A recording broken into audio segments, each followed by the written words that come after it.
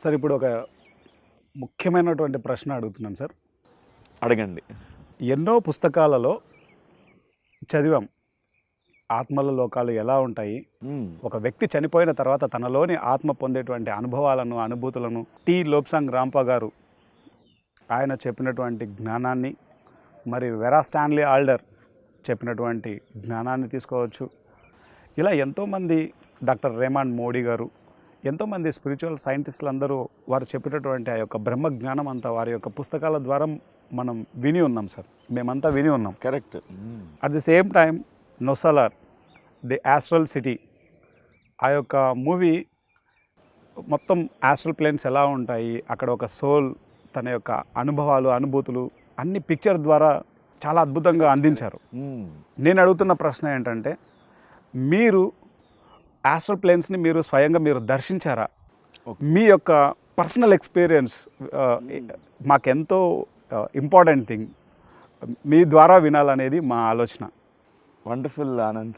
ఎందుకంటే మన స్వానుభవం కంటే గొప్ప జ్ఞానం ఏమీ ఉండదు. ఎస్, మన అనుభవమే జ్ఞానం అవుతుంది. Yes sir. నాకు ధ్యానం అంటే చాలా ఇష్టం. బ్రహ్మశ్రీ పితామహ పత్రిజీ గారు నేర్పించిన తర్వాత ధ్యానాన్ని ఎప్పుడు వదలలేదు నేను. ఎందుకంటే ఆ ధ్యానంలో వచ్చే ఆ మధుర అనుభవాలు, ఆత్మానుభవాల కోసం నేను ఎప్పుడు కూడా తహతహలాడేవాడిని. అంటే ఈరోజు కూర్చుంటే ధ్యానంలో ఏ అనుభవం వస్తుందా, కూర్చోవాలనిపిస్తుంది. రోజుకు ఒక సర్ప్రైజ్ కదా. అవును సార్. సో నాకు ఆ రోజు ధ్యానం చేయకపోతే ఏదో మిస్సింగ్ ఫీలింగ్ ఉండేది. సో నా ఇనిషియల్ స్టేజెస్లో ఒక 2 సంవత్సరాలు ధ్యాన సాధన చేస్తూ వచ్చాను. ఫస్ట్ సాధనలో అంతా ఓన్లీ కొన్ని ఎక్స్పీరియన్స్, మనతో లోతుగా అయినటువంటి అనుభవాలు కాదు. కొన్ని అనుభవాలు ఏదో గత జన్మల అనుభవాలు, ఇట్లాంటి అనుభవాలు, థర్డ్ ఐ ఎక్స్పీరియన్సెస్, మనలో ఈ యొక్క చక్రాల్లో మూమెంట్, కుండలిని శక్తి మూమెంటు, ఇట్లాంటి అనుభవాలు కలిగాయి. సూక్ష్మ శరీర అనుభవం, నన్ను బాహ్యం నుంచి నన్ను నేను చూసుకోవడం, నా శరీరాన్ని చూసుకోవడం అనేది జరిగింది. కానీ దాని తర్వాత ఏమైందంటే నాకు విహారం అనేది బాగా నేర్చుకున్నాను. ఓకే. ఏది సూక్ష్మ శరీరంలో విహరించడం, ఆస్ట్రల్ ట్రావెల్ అది బాగా నాకు అనుభవం అయింది. నా ఫస్ట్ ఆస్ట్రల్ ఎక్స్పీరియన్స్ ఏంటంటే ఓన్లీ బయట నుంచి నన్ను నేను చూసుకోవడం, మా ఫ్రెండ్ రూమ్లోకి వెళ్ళి నా ఫ్రెండ్ ఏం చేస్తున్నాడో అన్నీ చూసుకోవడం, దాని తర్వాత మా ఫ్రెండ్ ఏం చేస్తున్నాడో నేను చూసింది కరెక్టా లేదా అని నిర్ధారణ చేసుకోవడం. వెళ్ళి తలుపు కొట్టాను. నేను ఎట్లా చూశానో ఆయన ఏం చేస్తున్నాడో అన్నీ చూసి స్టన్ అయిపోయాను. ఎందుకంటే అది వ్యాలిడేషన్ అయిపోయింది. ఓకే. ఆయన ఒక బొమ్మ గీస్తున్నాడు. ఓకే. నా ఫస్ట్ ఆస్ట్రల్ ట్రావెల్లో ఆ బొమ్మ ఏం బొమ్మ గీస్తున్నాడు అన్నీ చూశాను అనమాట. నాకేం తెలియదు, ఆయన ఏం చేస్తున్నాడో తెలియదు. రూమ్లో ఆయన పర్మిషన్ లేకుండా నేను లోపలికి వెళ్ళాను నేను. ఓకే. ఇది నా ఫస్ట్ నిర్ధారణ రుజువు అయిన తర్వాత ఇది సత్యం ఉంది దీనిలో. ఈ సూక్ష్మ శరీరాలు, సూక్ష్మ శరీర యానాలు సత్యమే. అట్లనప్పుడు ఇంకా ఎందుకు వెళ్ళకూడదు?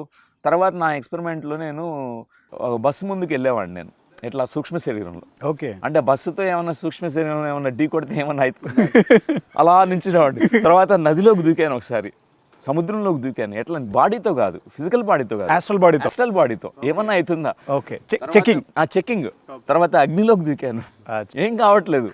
అప్పుడు భగవద్గీతలో శ్రీకృష్ణుడు చెప్పాడు, మన ఆత్మని నీరు తడపదు, ఏది చేయదు, ఈ అగ్ని కాల్చలేదు. ఇది నాకు చాలా ఆనందం వేస్తుంది. అంటే ఇవి ఏదైతే భగవద్గీతలో చెప్పారో స్వానుభవంతో పొందితే ఎంత జాయ్ ఉంది, ఎంత హ్యాపీగా అనిపించింది. అంటే ఆ తర్వాత ఈ వర్డ్స్ గురించి చదివాను నేను, ఒక యోగి ఆత్మకథ పుస్తకంలో చదివాను. ఓకే. ఎన్నెన్నో లోకాలు ఉన్నాయి, మరి మనం వెళ్ళకపోతే ఎట్లా? ఆ లోకాలు ఉన్నట్లు ఎట్లా తెలుస్తుంది? ఓకే. అనుభవం తెలుసుకోవాలని చెప్పి ఇంకా స్టార్ట్ చేశాను అనమాట. రోజు కూర్చునేవాడిని. తర్వాత ఒక్కొక్క మాస్టర్స్ వచ్చేవాళ్ళు. నాకు సూక్ష్మ లోకాలకి పరిచయం చేసిన మాస్టర్ కృష్ణ గారు, మాస్టర్ కృష్ణ, శ్రీకృష్ణ పరమాత్మ. ఓకే.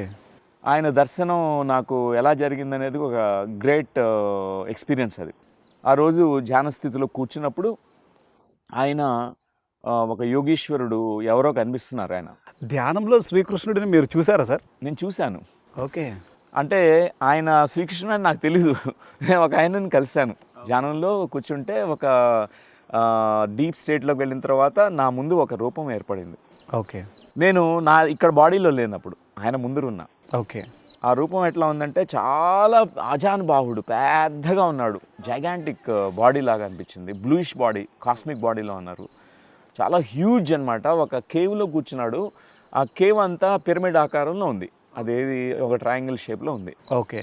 ఆయన కూర్చోవడం కూడా ఒక ట్రయాంగిల్ ఫామ్ అయింది, ఆయన కాళ్ళు చేతులు ఒక చక్కని ట్రయాంగిల్ ఫామ్ అయింది. ఓకే. తర్వాత పెద్ద జడ ఉందన్నమాట, పెద్ద జుట్టు ఆయనకి.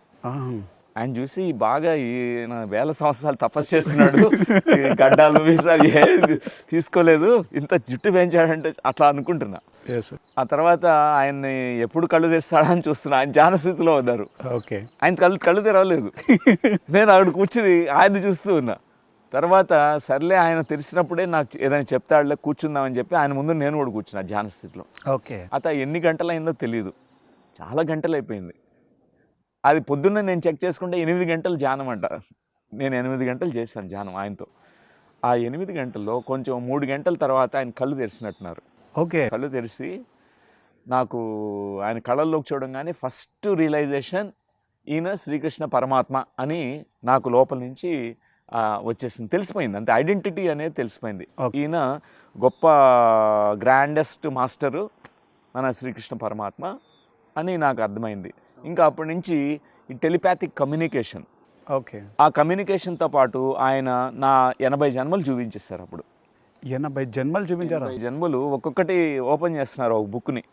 ఇదిగో ఇది నువ్వు చెత్త జన్మ, ఈ జన్మలో అంతా వేస్ట్ చేసుకున్నావు, వ్యర్థంగా జీవించావు, రోమన్ సోల్జర్గా ఎంతమందిని చంపావో, ఎంతమందిని ప్రాణాలు తీసావో చూడు, ఇంకొక జన్మ చూడు, ఇవన్నీ ఒక అకౌంట్స్ అన్నీ ఓపెన్ చేసి చూపించారన్నమాట. 80 జన్మలు చూపించారు, చెప్పారన్నమాట. ఈ జన్మ ఇది 92లో జరిగినటువంటి అనుభవం నాకు, 1992లో. ఒక ధ్యాన స్థితిలో 80 జన్మలు ఒకేసారి చూపించారు సార్? 80 జన్మలు చూపించారనమాట మాస్టరు. చూపించడమే కాదు, చూడు ఎన్ని లోకాలు ఉన్నాయని చెప్పి ఆయన ఒక దర్శనం చేయించారన్నమాట ఒకసారి లోకాలు అక్కడ. ఎందుకంటే ఆ స్థితి ఎలా ఉందంటే డీప్ స్టేట్. ఓకే. అంతటా నేను నిండిపోయాను, ఆయనతో పాటు ఆయన నన్ను తీసుకుని వెళ్ళిపోతున్నారు. ఓకే. ఇదిగో ఇవన్నీ మనం అర్త్ అనుకుంటున్నాం కదా, ఇది అర్త్ ఒక చిన్న డైమెన్షనే.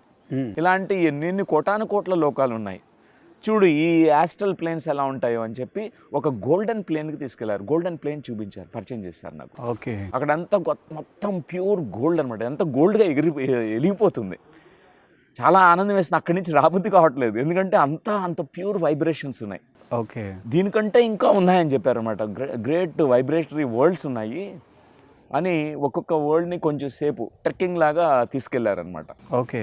అది నా మొదటి హయ్యర్ ఫ్రీక్వెన్సీ వరల్డ్స్కి నాకు వచ్చినటువంటి అనుభవం. దాని తర్వాత నాకు క్లారిటీ వచ్చేసింది. ఆ మాస్టర్ నాకు క్లారిటీ ఇచ్చారు, నువ్వు అనుకున్నట్టు ఈ భూమండలం ఒక్కటే కాదు, ఎన్నో మండలాలు ఉన్నాయి, ఎన్నో లోకాలు ఉన్నాయి. నువ్వు అనుకున్నట్టు ఒకే జన్మ కాదు, ఎన్నో జన్మలు ఉన్నాయి. నువ్వు అనుకున్నట్టు నువ్వు ఒక్కడవే కాదు, ఈ సర్వ సృష్టి అంతా ఉంది, ఈ సర్వ సృష్టి అంతా ఒక్కటే అని చెప్పారనమాట. ఓకే. ఎందుకంటే ఆయన చూపించినటువంటి అనుభవము అందరూ కనెక్టెడ్గా ఉన్నారు. ఎక్కడ మనం వేరు అనే భావంతో మనం ఇక్కడ జీవిస్తున్నాం, కానీ ఈ లోకం వేరు, ఆ లోకం వేరు, నేను వేరు, నువ్వు వేరు, కానీ అందరినీ ఒక సూత్రం కలుపుతుంది అని చూపించారు. అది ఓకే. బ్రహ్మసూత్రం అంటే నీకు నాకు మధ్యన కూడా ఒక ఎలిమెంటల్ ఫిగర్స్, అంటే ఈ థిన్ ఫైబర్స్ అది కనిపించవు మనకి. ఎట్లా స్పైడర్ వెబ్లో కనెక్షన్ ఉంటుంది, ఆ స్పైడర్ వెబ్ ఫామ్ అవుతుంది, అంతా ఒకటిగా ఉంటుంది. ఈ సర్వ సృష్టి అంతా కూడా ఒకటే, అన్ని లోకాలు కనెక్టెడే, అన్ని లోకవాసులు కనెక్టెడే. ఆ మెసేజ్తో నేను మళ్ళీ బ్యాక్ వచ్చాను అనమాట. 8 గంటలు పట్టింది అది, ఆ అనుభవం. 8 అవర్స్ ఎక్స్పీరియన్సు. తర్వాత నాకు ఎన్నో ఇలాంటి లోకాలు తిరగడం అనేది అలవాటైపోయింది. ఎందుకంటే నేను ఇంతకుముందు ఎపిసోడ్లో కూడా మీతో షేర్ చేశాను మా గ్రాండ్ మదర్ ఎక్స్పీరియన్స్. అవును సార్. ఆమె చనిపోయిన తర్వాత నేను ఆ గ్రీఫ్ ఫిజికల్గా మిస్ అయ్యాను ఆవిడని. నేను కలవాలి కదా, ఆవిడని కలవాలి, ఎక్కడుందో నాకు క్యూరియాసిటీ, ఏ లోకంలో ఉందో ఆవిడ. ఓకే. ఆవిడే వచ్చారు. అంటే ఆ లైఫ్ ఆఫ్టర్ డెత్ కమ్యూనికేషన్ అనేది ఎంత హెల్ప్ చేసిందో. నేనేమి ఆ ఏ లోకంలో నాకు అడ్రస్ తెలీదు, ఏ లోకం అని ఎతకాలి ఆవిడ. సో ఆవిడే వచ్చి నన్ను తీసుకెళ్లారు అనమాట. ఓకే. అది చాలా బ్యూటిఫుల్ ఎక్స్పీరియన్స్. దాని తర్వాత కూడా ఎన్నో అనుభవాలు ఇట్లాంటివి.